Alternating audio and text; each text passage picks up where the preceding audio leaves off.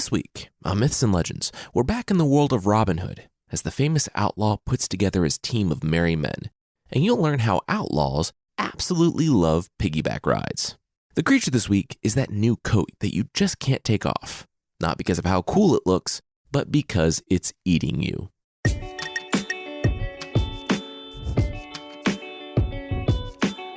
This is Myths and Legends, episode 168, Team of Rivals. This is a podcast where I tell stories from mythology and folklore. Some are incredibly popular stories you think you know, but with surprising origins. Others are stories that might be new to you, but are definitely worth a listen. This week's episode is brought to you by Squarespace. Turn your great idea into a reality with Squarespace. Squarespace makes it easier than ever to launch your passion project, whether you're showcasing your work or selling products of any kind. With beautiful templates and the ability to customize just about anything, you can make a beautiful website yourself. And if you get stuck, Squarespace's 24/7 award-winning customer support is there to help. Head over to squarespace.com/myths for a free trial. And when you're ready to launch, use the offer code MYTHS to save 10% off your first purchase of a website or a domain. Okay, so we're back in the Robin Hood stories. First off, you don't need to have heard the previous Robin Hood stuff. All the Robin Hood stories we've done so far have been almost exclusively focused on Robin Hood. I feel like it would have been too hard a digression to stop his narrative to tell the origin stories of his fellow outlaws, no matter how weird and interesting they are. So that's what we're going to do today, or simultaneously before and after the previous Robin Hood episodes, as we go back in time to tell how he met some of the biggest names. And we'll catch back up to our running story by the end of today, and we'll have all the pieces in place. Basically, all you need to know is that there's an outlaw in 12th century Britain named Robin Hood. He lives in Sherwood Forest and terrorizes the sheriff of Nottingham. In the earliest tales, he's less of a noble outlaw and more of a straight-up murderer and bandit, though he does eventually reform to the guy who steals from the rich and gives to the poor.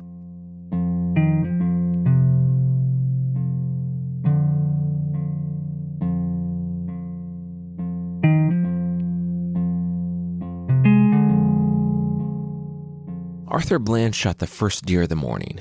The buck was quick, but Arthur was quicker. He was a fighter, a hunter. Arthur Bland was actually a tanner in Nottingham. Someone who turned skin to leather, but he hated that. He hated it so much that he risked angering the authorities to kill more than his share of the king's deer. He actually just escaped 2 men trying to enforce this ridiculous law. What right did the king, who had never been in this land, have to say that all the deer were his? It was something that Arthur loved doing, and he'd rather die than give it up. And he might get that chance, because someone had followed him to the kill.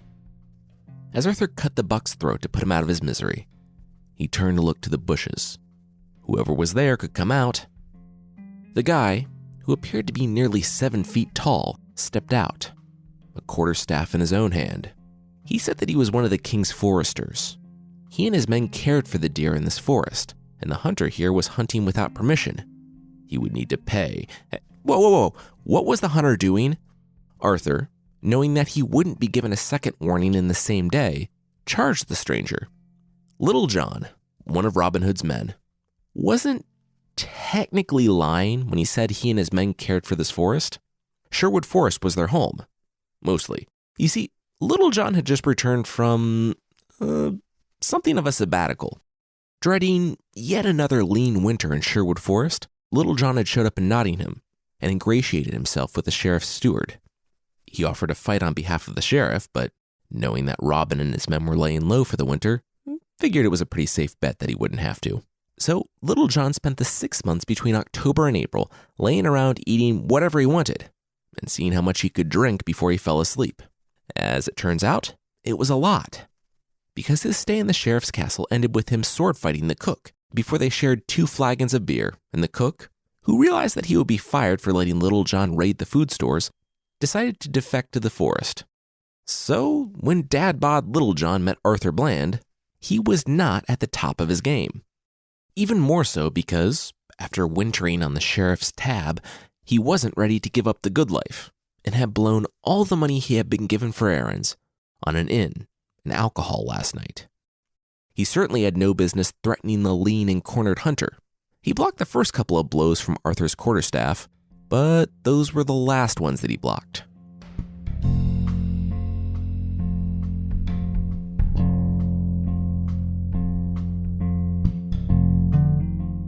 "Hold!" Little John screamed to his adversary. "Would you strike a man when he is down?" Arthur the tanner thought about it. Yes, he would. He took his quarterstaff and smacked John a couple more times in the face. "I really gotta stop you there," Arthur heard from the trees. A man in a Lincoln green cloak stepped out. He tipped his hat to Arthur. "Robin?" Little John sat up. "Was that Robin?" He was wiping the blood from his eyes. "I don't know. Is this the Little John that abandoned us for 6 months before skipping running errands to spend all of our money on food and alcohol?" Little John paused. That sounded like a different guy. "Mm-hmm," Robin said, and turned to Arthur. As much as it would solve some problems for Robin, he couldn't let Arthur Bland kill Little John. Little John still had to pay back the cloak money he spent on booze. Little John groaned. Arthur looked to the trees all around him. Sherwood Forest. Little John. Robin. He said if he knew who Little John really was, he never would have attacked. John said that he was with the king, and Arthur already ran into them this morning. Robin helped Little John to his feet. He understood. No blood, no foul. "I literally have blood all over my face," Little John reminded his leader. "And what are you doing?" Robin said, ignoring Little John's remark, and instead focusing on Arthur Bland, who was following them. "I'm joining your band of outlaws," Arthur said. "Hunting, fishing, living off the land. It's all I want. It's all I've ever wanted. You can always, fight to keep me from following you, but Little John's in no condition, so it would just be me and you, and I will do anything to keep from going back to that life. So you better plan on killing me." Robin looked him up and down. "Nope, not worth it. They could always use another hunter, too." He shook Arthur's hand.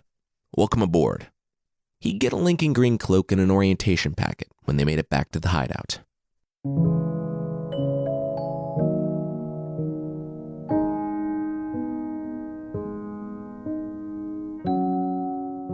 In a castle far away from Sherwood Forest, the steward was at it again. Will Gamwell's father, the local lord, had taken on the steward as a kindness to an old friend after the man's death. The steward had opinions that he didn't mind sharing with the lord and his son. With his betters, as Will Gamwell saw it. He was sharing one such opinion right now. Will, the young lordling, didn't even know what the steward was saying, but he had enough of the way the old man talked to his father. As Will marched up to the old steward, he was annoyed that he was the one doing this. He had talked to his father countless times about the steward's insolence, about how he didn't get to talk to a noble the way he did. But Will's father only chuckled, said something about the best decisions being the ones that were thought out, and that you couldn't really think about things without opposition. Besides, the difference between noble and commoner, master and servant, weren't as steadfast as Will believed. We'll never know what pushed Will beyond silent contempt to openly correcting the steward. But he approached without warning, stood in the steward's face, and boxed the old man's ear. Or so he thought. Either he misjudged his own strength or the steward's frailty, because what would only be a violent yet minor correction had the effect of a full-on sucker punch to the side of the head. Will was surprised when the old man dropped to the ground like a sack of potatoes, but decided to go with it. "And that's the last time you'll speak to my father like that, steward," Will said, turning to his father with a wink. His father was out of his chair, though, and when Will turned, the lord was there, pushing him aside. "What do you have to say for yourself, steward? Maybe start at abject remorse and build from there. Steward?" "Steward?" Will's father rose, but the steward did not. The old man was dead, and Will had killed him.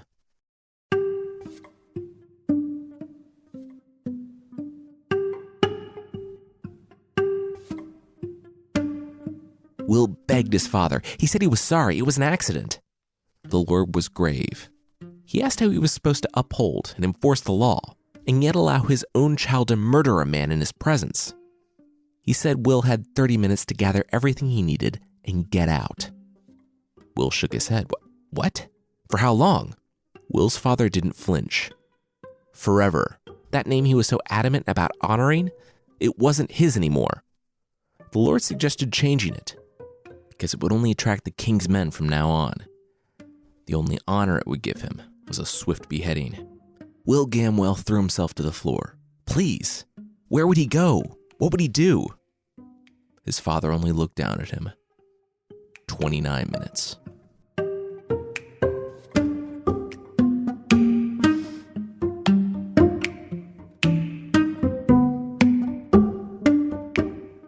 A few weeks later, Will's eyes flitted around the forest.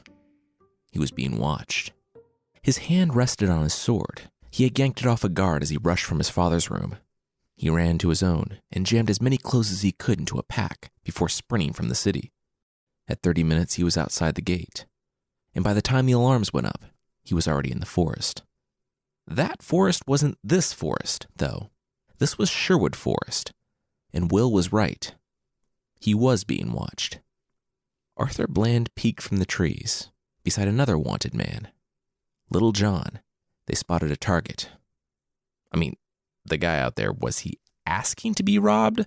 Because coming into Sherwood Forest in his fancy court clothes, the 12th century equivalent of a tuxedo, with your full purse bouncing at your side, that's how you get robbed.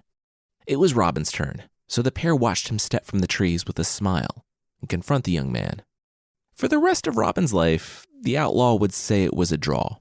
Arthur and John would agree with him, though draws usually don't end with one guy on the ground and the other wailing on his ribs with a club. Arthur cut Will's purse from his side, and John put a knife to his throat when they saw enough. And then Will smiled? Uncle Robin, is that you? Robin painfully rose to his elbows. Wait, Will? Will Gamwell helped his uncle, Robin, to his feet. He said he had been practicing what Robin taught him. What was it, 8 years ago now? He had always known Robin wasn't dead.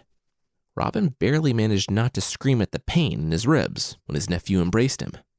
She's safe, Will said, as Robin opened his mouth to ask about his older sister.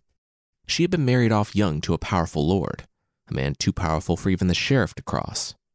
She mourned Robin when she mourned the rest of her family. She didn't hear the whispers that came from Sherwood Forest. But Will did. He had been exiled from his father's house for the accidental death of a steward. He was an outlaw now too, and he wanted to join his uncle. Robin nodded. 2 things. 1, they would need to change his name. The name Will Gamwell carried too much heat right now.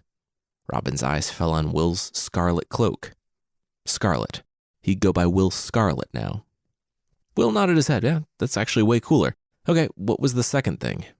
Robin rubbed his ribs. Don't tell anyone about this. Ever.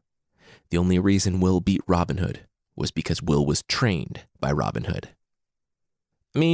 We kind of get beaten all the time, Little John observed. Arthur nodded. Robin drew his finger across his neck. What? It's like a recruitment strategy. That's why our gang's so big. John threw up his hands. Look, I'm just trying to make the kid feel special, okay? Robin rejoined. Well, I didn't know that, John said, and stormed off. It's called leadership, Robin yelled back. All right, let's go.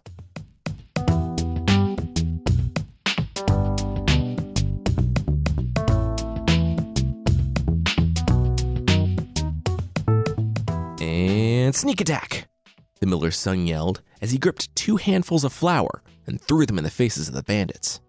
Robin was about to correct the young man, saying that it's not a sneak attack if you yell sneak attack. But the attack was just sneaky enough that the flour filled Robin's mouth and clumped in his eyes. As we know, the Robin Hood narrative moves from Robin Hood being just a generic cutthroat and a robber to him having ideals, like stealing from the cruel rich and giving to the poor.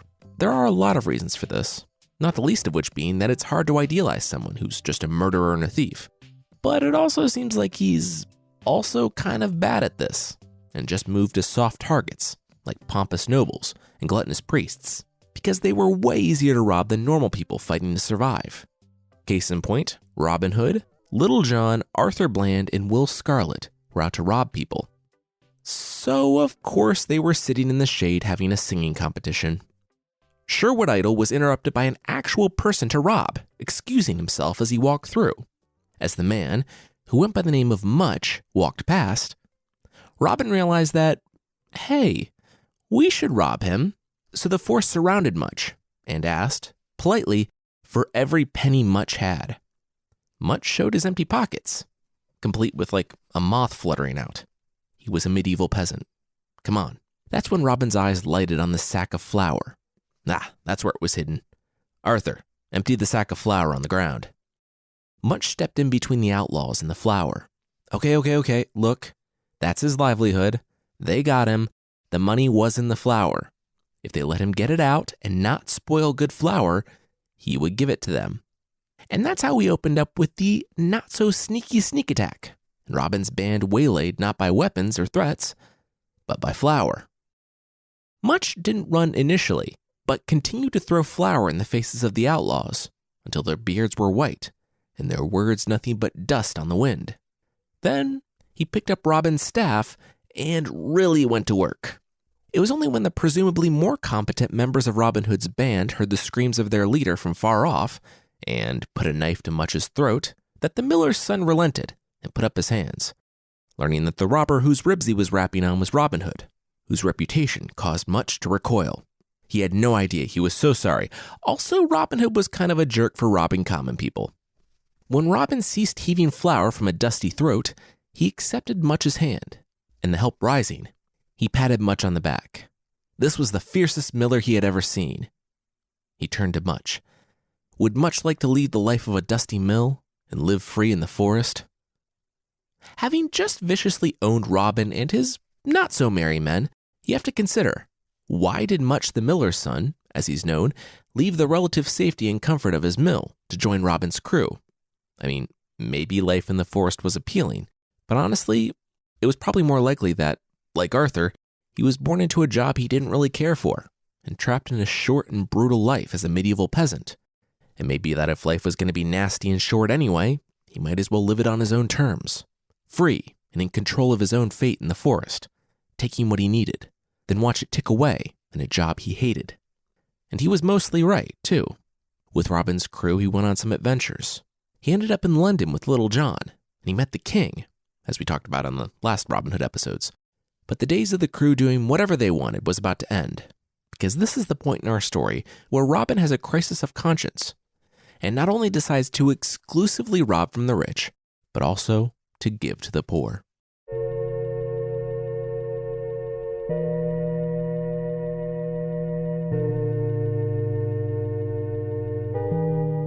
After the break, we'll catch up with the guys as they try out their new ideals. But that will be right after this.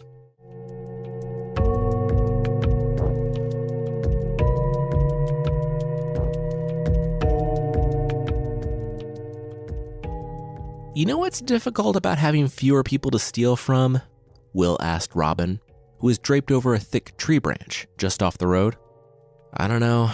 There are fewer people to steal from, Robin replied, not diverting his gaze from the leaves he had been staring at for nearly 2 hours. It was day 6 of nothing but the meat that Arthur had shot in the forest. They all weren't feeling too great. I know how you're all wanting to be different and rob the people that are robbing the people and all that, but are you sure you don't want to go back to robbing just anyone who walks through the forest? Will asked, before daring to nibble on the meat he had brought. And there were people to rob. There were farmers and merchants and woodcutters and peasants and millers and everyone that they used to rob, but didn't now. The road, however, was wanting of fat abbots or rich landowners.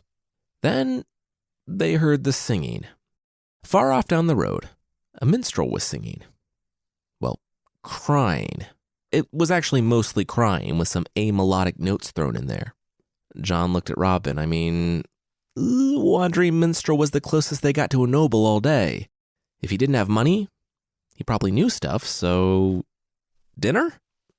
Robin shrugged. Sure.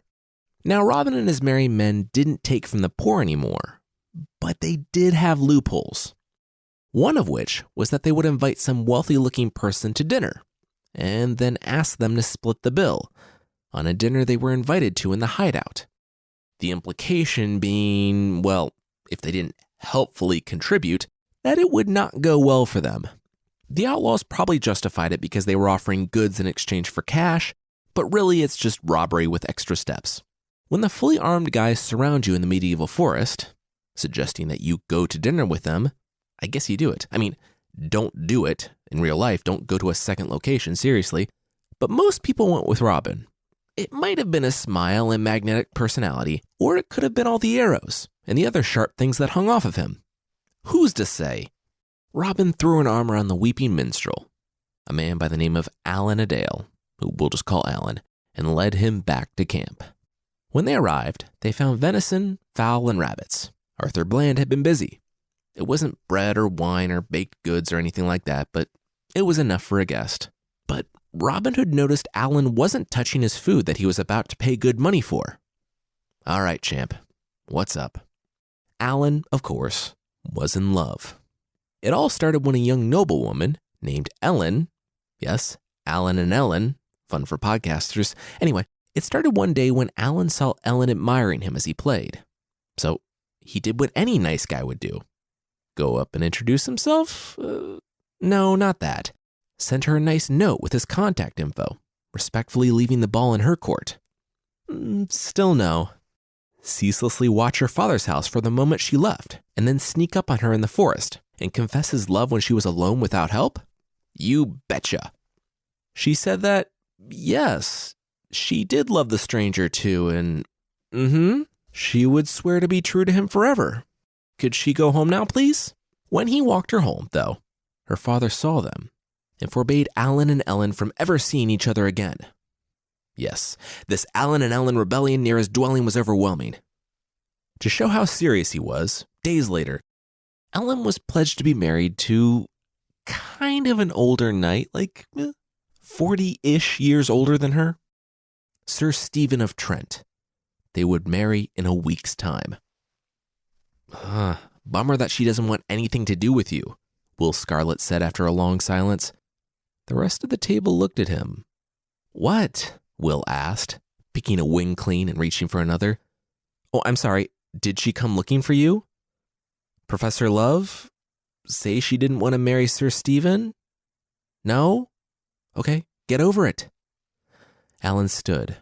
After a couple hours of stalking her in the forest, he knew Ellen better than anyone in the world. If she marries Sir Stephen, her heart will break and she will die. He buried his crying eyes in his hands. He couldn't say any more. Well, I'm convinced, Robin said. Wait, you are? Will Scarlet asked. Robin nodded. Yep. They wouldn't stand in the way of love, and they wouldn't let a young woman die. In 2 days' time, Alan and Ellen would be married.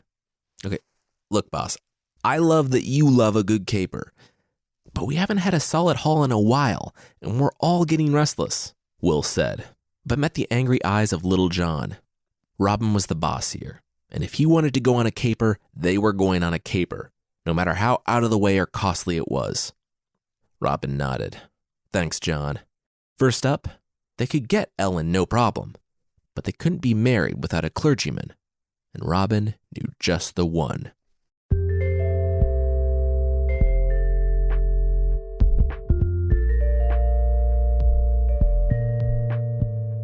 A couple dozen miles away, near the dwelling of the hermit friar, Little John squinted as he peered through the leaves.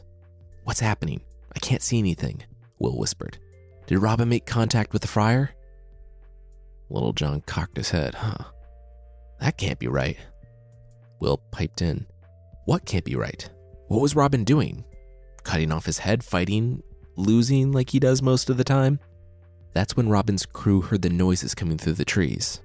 They had traveled far to find the clergyman, a curtailed friar by the name of Tuck, and Robin had gone in alone.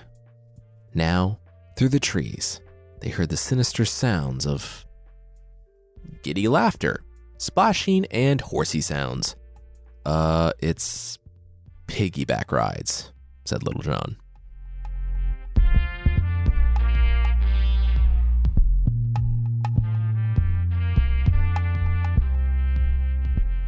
Friar Tuck was as dangerous as he was lazy. We're not told what led Tuck to the friar's life, but we do know that it was not for him. The guy was a famous glutton, feasting and drinking any chance he could get. Aside from his appetites, he couldn't stand to be under authority, something that's pretty endemic to being a friar. I mean, even on a spiritual level, you're under the authority of God. Anyway, when Friar Tuck and his bosses at the church realized that he just wasn't a good fit for the position, they parted amicably when the church publicly shamed him and expelled him from the order. So now he had his own little hermitage across the stream, and his daily religious observances, consisting mainly of hanging out by the stream drinking and singing to himself. And that's the scene onto which Robin stumbled. The friar looked up at the young man with the sword and shield strapped to his Lincoln green cloak and nodded. "How's it going?" Robin said that he was out looking for a friar at a hermitage across the river. Did the obvious friar happen to know if the friar was in the hermitage across the river? Tuck shrugged. He didn't know. The young man should go and check. Robin looked at the river and, water? Tuck took another drink. Yep, rivers were like that. Robin paused. It's just that he wasn't dressed for this. Might be a weird ask, but the friar, with him being a charitable man of God and all, "You want me to carry you across the stream?" "Would you?" "Thanks," Robin said, hiking up his own cloak. It took a little more convincing, but soon they were on the other side of the river. Moments later, Robin returned. The friar wasn't home. The friar, Friar Tuck, replied that, bummer. Hey, so Robin wasn't just like some bandit, right? Robin shrugged. I mean, who's to say? Tuck said that to prove he was an honorable young man, the friar now needed Robin to carry him across the river. I mean, fair is fair, right? Besides, the friar had all these ailments and such that if he got wet again, they would flare up and they would interrupt his religious devotions for months to come. The honorable young man didn't want that, did he?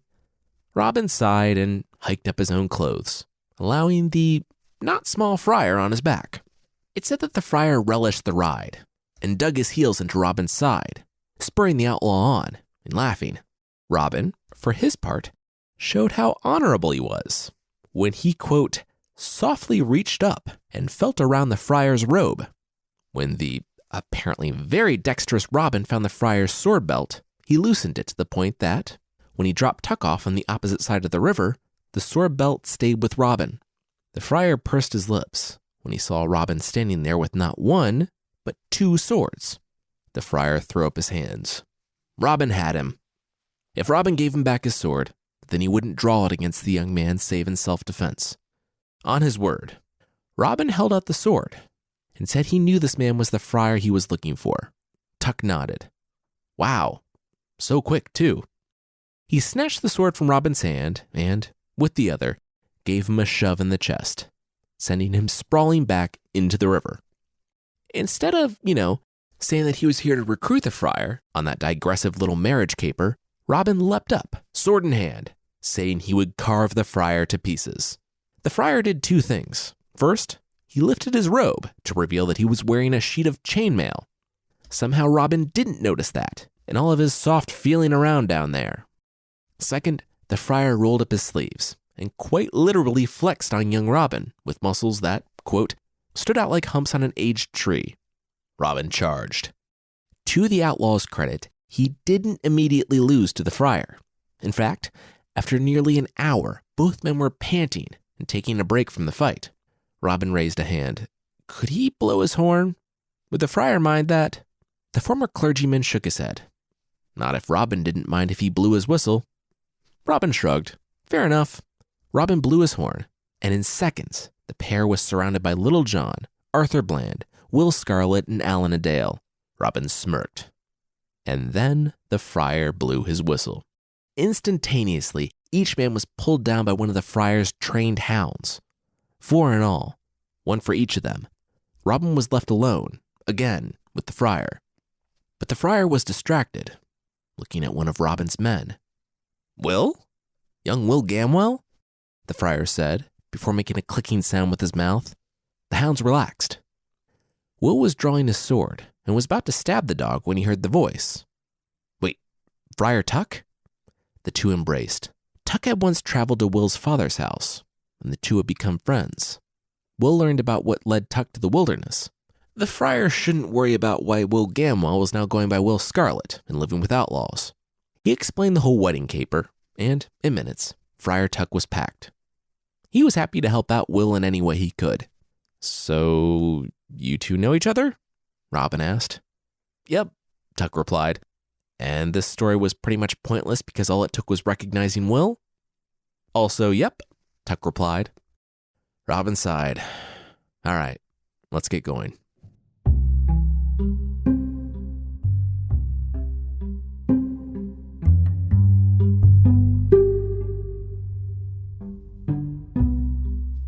The day had come when fair Ellen was to be married, and Robin swore that Alan would, quote, eat out of the platter that had been filled for Sir Stephen of Trent, which, okay. Robin gripped his harp as he watched Friar Tuck talk his way inside the church. The guy drank a few pints of ale on the way to the church, but Robin had to hand it to him. He could talk. Robin turned to Little John. He had it, right? John looked anxiously at the bag of 200 gold coins.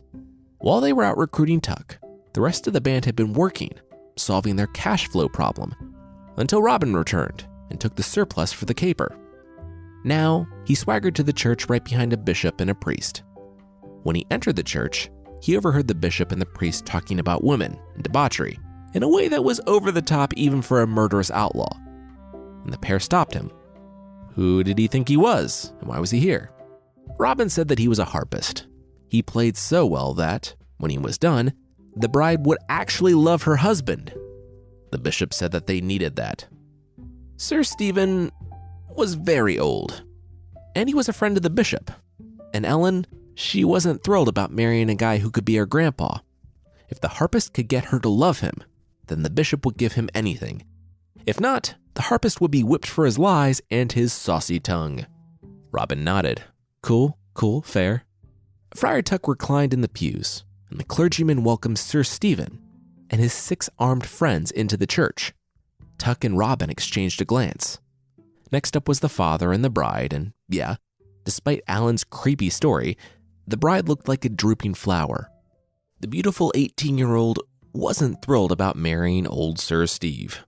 When the nuptials began, Robin did not wait for the speak now section, but instead stood and started laying into the elderly knight, saying that he wasn't the woman's true love.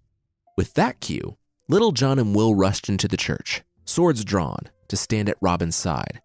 Alan himself then darkened the doorway, with 18 of Robin's men there, bows drawn and aimed into the church. Stephen reached for his own sword, but because he was getting married, he did not have it. He stepped down from the altar. He said he loved Ellen, but he wouldn't marry her now even if he would be made the King of England. If she chose a beggarly minstrel over him, then he accepted that.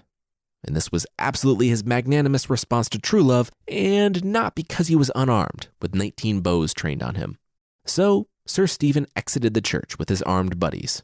The bishop decided to follow suit, but was stopped by that saucy harpist, whom he had threatened with a whipping. At the end of the day, Robin and Little John negotiated the hand of Ellen with Ellen's father, using every one of those 200 gold coins. And yeah, it's presented as true love, but also Ellen has no lines in this scene, so what could be true love finding a way could also be a rich noble selling his daughter to outlaws. The sum was more than made up by the bishop's helpful donation to the new couple, and he and the priest ran from the church, stripped of everything of value. Robin called out that they were always welcome in Sherwood for a feast. Ellen and Alan were married by Friar Tuck. Let's assume she wanted to. The story says Alan was dizzy with happiness, but doesn't really say anything about Ellen. On the way back, Robin said that they could use a minstrel, so Alan and Ellen were invited to join the gang. Friar Tuck stopped Robin. He said that Robin and his band led a merry life, but it might be better for their souls to have a good stout chaplain. Robin narrowed his eyes. Yeah, their souls. It was the free booze, wasn't it? Friar Tuck shrugged. Didn't hurt. Robin smiled. Sure. Welcome to the family. When they made it back to their hideout in Sherwood, they had a wedding reception unlike any that had ever been seen, and Robin felt like the family he had assembled in the forest, after his own had been destroyed, was now complete. Save for Marion, who was still a mole in the sheriff's service. He prayed she was safe. When they all woke up the next morning to a very bright sun, Robin was being nudged awake by an armored foot. He reached for a sword that wasn't there, but the voice of the men who blocked said bright sun said that he shouldn't worry. They weren't from the sheriff. They were from the Queen, and she needed Robin's help. Robin cocked an eyebrow. Wait, how did he know the Queen?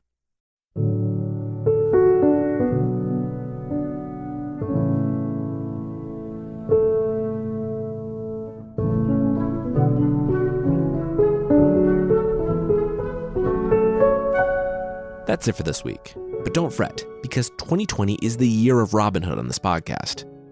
My goal is to be finished with the Robin Hood stories, with a compelling and complete narrative by the end of the year. It'll be easier for you all to follow, it'll be easier for me to write, and it'll be fun. So keep a lookout for more Robin Hood episodes coming your way. Next week, we're catching back up with our old friend Scheherazade, as she continues her stories to the king who's going to kill her if she ever stops, when we revisit the tales from 1001 Nights. If you'd like to support the show and get some cool stuff, we've completely redone and restocked the Myths and Legends store. We now have the much requested Rules of Myths and Legends t-shirts, as well as new colors for the other ones too. We also have some very awesome Baba Yaga, Buttercat, and Claricon stickers, illustrated by Ben Rowberry. Please check it out. You can go to mythpodcast.com/store or follow the link in the show notes.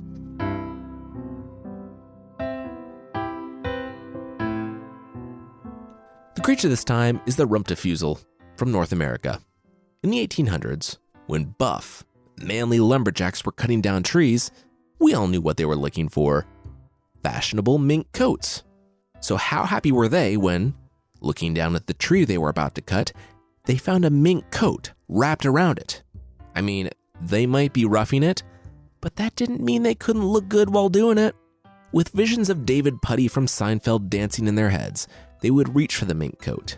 And, surprise, it wasn't a fashionable mink coat discarded around a tree in the Minnesota wilderness, but the Rumptafusel. You can't really blame lumberjacks either, because the Rumptafusel looks like a horrifying science experiment, where someone crosses a manta ray with a fur coat. On the top it's just flat, luxurious fur, but on the bottom it's all teeth and suckers. It will lie in wait for someone to pick it up and put it on, and when they do, it will suck the flesh off of them down to their bones. And I mean, that's about it. Really easy way of avoiding this one: don't go looking for free fur coats in the forest. And if you do notice that the lining of your newfound coat is full of suckers and, alive, maybe don't put it on.